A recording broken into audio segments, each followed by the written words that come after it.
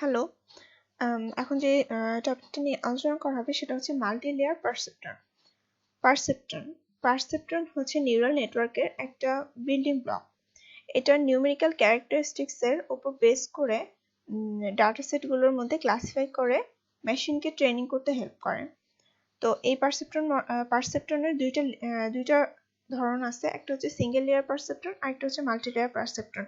তো এই single layer পারসেপ্টরগুলোর মধ্যে একটা সিঙ্গেল ইনপুট থাকে আর একটা সিঙ্গেল আউটপুট থাকে, এবং এটার মধ্যে কোনো ধরনের কোনো লেয়ার থাকে না, অর্থাৎ হিডেন লেয়ার থাকে না। কিন্তু মাল্টি লেয়ার পারসেপ্ট্রনের মধ্যে ইনপুট থাকে এবং হচ্ছে ইনপুট আর আউটপুটের মধ্যে এক বা একের বেশি হচ্ছে হিডেন লেয়ার থাকে। Hidden layers help the perceptron to generate non-linear distinction between dataset. এখানে দেখা যাচ্ছে যে ইনপুট লেয়ার আছে এবং আউটপুট লেয়ার আছে, এবং এখানে একটা হিডেন লেয়ার দেখানো হয়েছে, কিন্তু এখানে এক থেকে একের অনেক বেশি হচ্ছে হিডেন লেয়ার থাকে। এখন হচ্ছে datasets which are not separable linearly can be separated using multi-layer perceptron. এখানে আমরা দেখতে পাচ্ছি যে একটা হচ্ছে নীল ডট আছে এবং হচ্ছে রেড ডট আছে। এখানে হচ্ছে দুই পাশে আছে এবং একটা লিনিয়ার লাইন দ্বারা আমরা এখানে দুই ভাগে বিভক্ত করতে পারতেছি। কিন্তু এখানটায় রেডের ডটগুলোর ভেতরে হচ্ছে নীল ব্লু ডটগুলো আছে। এখানে কোনোভাবে একটা লিনিয়ার লাইন দ্বারা আমরা এটাকে বিভক্ত করতে পারবো না, যার কারণে এখানে কার্ভের প্রয়োজন হচ্ছে, আর এই জন্যই হচ্ছে মাল্টি লেয়ার পারসেপ্ট্রন ইউজ করা হয়। এখানে রিয়েল লাইফ এক্সাম্পল থেকে দেখতে পাই, এটা হচ্ছে অ্যান্ড অপারেশন, এটা অর অপারেশন, এটা হচ্ছে এক্সঅর অপারেশন এবং এটা হচ্ছে এক্স নর অপারেশন। এখানে অ্যান্ড অপারেশনের মধ্যে আমরা এগুলো অ্যান্ড অপারেশনের ভ্যালুগুলোতে আমরা হচ্ছে ট্রু আর ফলসকে একটা লিনিয়ার লাইন দ্বারা কিন্তু বিভক্ত করতে পারতেছি। এখানে অর অপারেশনের মধ্যে একটা লিনিয়ার লাইন দ্বারাই ট্রু এবং ফলসকে বিভক্ত করতে পারতেছি। এই পাশে সব ট্রু গুলো আছে এবং এখানে ফলস আছে। কিন্তু এক্স অর এবং এক্স নর অপারেশনের মধ্যে আমরা যদি দেখি তাহলে বুঝতে পারবো যে কোনোভাবে একটা লিনিয়ার লাইন দ্বারা ট্রু এবং ফলসকে দুই ভাগে বিভক্ত করা যাচ্ছে না। এখানে একটা লাইন টানলে দুই পাশে ফলস থাকতেছে, এইদিকে একটা লাইন টানলে দুই পাশে ট্রু থাকতেছে, কোনো একদিকে ট্রু এবং কোনো একদিকে ফলস এটা করা যাচ্ছে না। এইটাতেও সেম এই জিনিস। তো এই জন্যই হচ্ছে আমাদের মাল্টি লেয়ার পারসেপ্ট্রন ইউজ করতে হয় এই ধরনের জিনিসগুলোকে বিভক্ত করার জন্য। কিন্তু এগুলো অ্যান্ড অপারেশন এবং অর অপারেশনে হচ্ছে আমরা সিঙ্গেল লেয়ার পারসেপ্ট্রন মডেলে অ্যান্ড অপারেশন এবং অর অপারেশন ইউজ করা যায়, কিন্তু হচ্ছে মাল্টি লেয়ার পারসেপ্ট্রনকে করার জন্য হচ্ছে এক্স অর অপারেশন এবং এক্স নর অপারেশন ইউজ করতে হয়।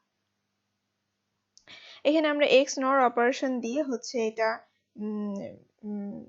দেখাবো আর কি। তো এটা হচ্ছে এক্স নর এর ট্রুথ টেবিলটা আমরা দেখতে পাচ্ছি যে 0 0 হলে 1, 0 1 হলে 0, 1 0 হলে 0 হয় আউটপুট, 1 1 হলে আউটপুট হয় 1। তো এখানে হচ্ছে মাল্টি লেয়ার পারসেপ্ট্রন, এখানটায় হচ্ছে ইনপুট x1 এবং x2 হচ্ছে ইনপুট, 1 2 হচ্ছে ইনপুট লেয়ার এবং 3 4 হচ্ছে এখানে হিডেন লেয়ার এবং 5টা হচ্ছে আউটপুট লেয়ার। এখানে W13 হচ্ছে ওয়েট, এখানে 1 এবং 3 এর মাঝখানে যে ওয়েটটা আমরা নিছি সেটা হচ্ছে 1 3 নিছি, এই জন্য 2 3 এর মধ্যে ওয়েট নিছি W23, 2 4 নিছি W24, এভাবে আর কি ওয়েটটা আমরা লিখছি। এবং হচ্ছে T3 T5 T4 এগুলো হচ্ছে T3 T4 T5 এগুলো হচ্ছে বায়াস, এবং বায়াসের মান নেওয়া হয়েছে -1 করে। তো এখন আমরা হচ্ছে এটার স্টেপ গুলো দেখতে পাই। এটার ফার্স্ট স্টেপ হচ্ছে ইনিশিয়ালাইজেশন স্টেপ। এখানে আমরা কি করছি, এখানে মেইনলি হচ্ছে ওয়েট গুলোকে আমরা ধরে নিচ্ছি, যেমন W13 এটাকে র্যান্ডমলি ধরছি, W13 কে 1.5, W23 কে 1.4, এভাবে আর কি র্যান্ডমলি ধরে নিছি। কিন্তু এটা হচ্ছে খুব কাছাকাছি নিছি। কাছাকাছি নেওয়ার কারণ হচ্ছে যাতে ইটারেশন গুলো কম হয়, কম ইটারেশনের মধ্যে আমাদের যে ডিজায়ার্ড ভ্যালুটা সেটা যে চলে আসে, এই জন্য আমরা হচ্ছে এগুলো র্যান্ডম ভ্যালু নিচ্ছি, কিন্তু খুব কাছাকাছি মধ্যেই নিতে হবে। এখন স্টেপ 2 হচ্ছে activation step. I used sigmoid function to get the output hidden layer and final layer. এখানে আমরা হচ্ছে ইউজ করছি sigmoid function. Sigmoid function হচ্ছে y equal to 1 divided by 1 plus e to the power minus x. এখানে হচ্ছে sigmoid function দিয়ে আমরা এটা সলভ করব এবং এটা হচ্ছে graphical representation of sigmoid function. এখন sigmoid ফাংশনটা ইউজ কেন করব? আমরা এখানটায় হচ্ছে অপারেশনগুলো এন্ড অপারেশন মানে বাইনারি অপারেশন ইউজ করতেছি এবং এখানে হচ্ছে আউটপুট কি আসবে 0 অথবা 1। আমাদের এমন একটা ফাংশন ইউজ করতে হবে যেই ফাংশনটার রেজাল্ট 0 অথবা 1 এবং অথবা এর মাঝখানেই আসবে, 0 অথবা 1 এর ভিতরে থাকবে। তো sigmoid ফাংশনটা আমাদের এই ধরনের রেজাল্ট দেয় যেখানে আমরা 0 অথবা 1 অথবা 0 অথবা 1 এর মাঝামাঝি পাবো। এই জন্যই হচ্ছে আমরা এখানে sigmoid ফাংশনটা ইউজ করছি। স্টেপ 3 তে হচ্ছে ওয়েট ট্রেনিং করব। ওয়েট ট্রেনিং করার জন্য আমরা প্রথমে হচ্ছে ইনপুট x1 আর x2 কে 0 ধরে নিছি এবং ডিজায়ার্ড আউটপুট হবে এটার 1। তো এখানে হচ্ছে y3 এখানে হচ্ছে 3 আর 4 হচ্ছে y3 এবং y4 যেগুলো আমরা হচ্ছে এখন ক্যালকুলেট করি। y3 বের করার জন্য হচ্ছে ক্যালকুলেশনটা এরকম, sigmoid দিয়ে sigmoid আর ব্র্যাকেটে হচ্ছে x1 multiply w13 plus x2 in multiply w23 minus t3। এখানে হচ্ছে x1 যে হচ্ছে ইনপুটটা আছে এটার সাথে weight 13 মাল্টিপ্লাই করব এবং x2 যে ইনপুটটা আছে এটার সাথে w23 যে ওয়েটটা সেটা মাল্টিপ্লাই করে সামেশন করব এবং t3 যে বায়াস এটা থেকে সাবট্রাক্ট করে দিয়ে আমরা এই রেজাল্টটা পাবো। একই ভাবে y4 বের করব, y5 বের করব। এখন এগুলো বের করা হইলে আমরা বের করব এরর। এরর হচ্ছে ডিজায়ার্ড ভ্যালু থেকে আমাদের ডিজায়ার্ড যে ভ্যালু আছে সেটা হচ্ছে 1, ওখান থেকে y5 সাবট্রাক্ট করব, সাবট্রাক্ট করে এই এররটা বের করব। এখন আমরা হচ্ছে এরর গ্রেডিয়েন্টটা বের করব। এরর গ্রেডিয়েন্ট বের করার জন্য y5 এর সাথে মাল্টিপ্লাই করব 1 মাইনাস y5 মাল্টিপ্লাই এরর 1। এইভাবে হচ্ছে এরর গ্রেডিয়েন্ট 5, এরর গ্রেডিয়েন্ট 3 এবং এরর গ্রেডিয়েন্ট 4 বের করব। এইভাবে আমরা এখন then I start correcting the weight and threshold by using the following formulas.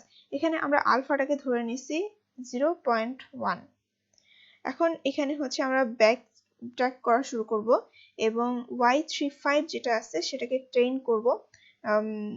y35 equal to y35 plus alpha multiply y3 multiply error gradient 5। এভাবে y35 train করব, w35 train করব, w45 করব, t5 করব। এভাবে আমরা হচ্ছে পুরোটাই করে নিব এবং হচ্ছে এইভাবে আমরা হচ্ছে আপডেট করব মাল্টিলেয়ার পারসেপ্ট্রনে।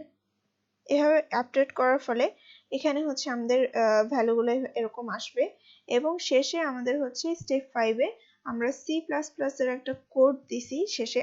এই কোডটার মাধ্যমে আমরা ইটারেশন গুলো চালিয়ে শেষ পর্যন্ত শেষ যে ওয়েট গুলো আছে সেই ওয়েট গুলো পাইছি এবং হচ্ছে রেজাল্টটা পাইছি। তো এখানটায় হচ্ছে আমাদের এই কোডটা চালানোর ফলে 5,08,666টা ইটারেশন হওয়ার পরে আমরা হচ্ছে এই ভ্যালুটা পাইছি এবং এই ভ্যালুটার মধ্যে এরর হচ্ছে লেস দেন 0.01 এবং এটা হচ্ছে ফাইনাল ওয়েট ট্রেন করার পর ফাইনাল ওয়েট হচ্ছে এটা এবং এগুলো অনেকগুলো ইটারেশন হওয়ার পরে এটা হয়েছে এবং এটা হচ্ছে আউটপুট। 0 0 জন্য ডিজায়ার্ড ভ্যালু হচ্ছে 1 এবং এখানে আউটপুটটা হচ্ছে 0.99 সামথিং। এখানে একদম 1 এর খুব কাছাকাছি চলে আসছে এবং এররটা অন 0 একদম 0 এর কাছাকাছি এবং এখানে 0 1 ইনপুট হইলে আউটপুট হচ্ছে 0 এবং অনেক 0 এর অনেক কাছাকাছি আউটপুট ভ্যালুটা চলে আসছে, ডিজায়ার্ড ভ্যালুর খুব কাছাকাছি চলে আসছে এবং আমরা হচ্ছে এররটা টলারেট করছি 0.01 এর থেকে কম। এত পর্যন্ত এররটা টলারেট করা হয়েছে। তো এটা হচ্ছে C++ দিয়ে একটা করা কোড যেটা হচ্ছে এই ভ্যালুগুলোকে নিয়ে এসে দিবে এবং এই ভ্যালুটা আনার জন্য এইখানটায় 5,08,000 8666 ইটারেশন করতে হয়েছে। This is the code.